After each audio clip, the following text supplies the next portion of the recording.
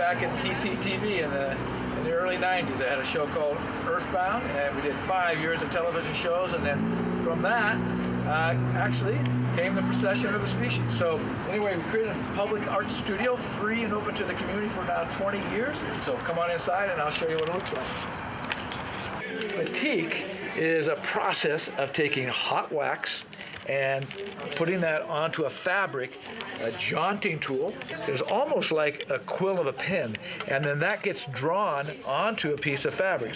And the beautiful thing is that with batik, you'll see the wax kind of bleeding out and kind of being a little bit fluid and rough and tumble. When I go to place color on this fabric, this wax will prevent the color from seeping from one side to the other. So in this cosmic carrot, this will be a dark blue here, and wherever there's wax, it's going to be white, and then there'll be this sort of orange yellowish glow here, carrot on this side.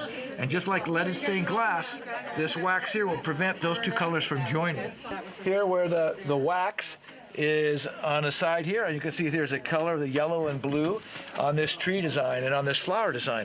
So literally, the cool thing is that anybody can learn how to do this. You actually become almost like a stained glass window artist that you could see in any of the finest cathedrals. The luminary process, a little bit more complex than the batiking, but in every type of art form that we teach at the Procession, all of it, we don't try to cut corners, don't try to make something that is just simple and quick and hasty. We're far more willing to protect that which we create versus that which we consume, and other things that we just sort of pick and choose.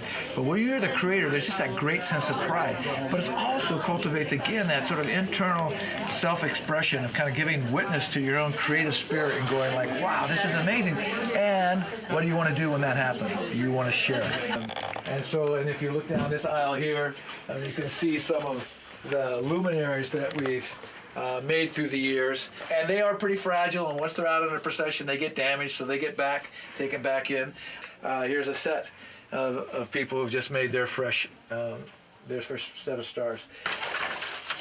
In that great beautiful place of art, in these fabric pieces, is that you can create, excuse me for this time here, you can create these actually amazing waistbands and dance down the street as a flower. But it is, again, so this wire actually came from an old roll of fence wire. This is fabric that's just out of the Goodwill, a little bit of ribbon, and there you are. You're in the natural world.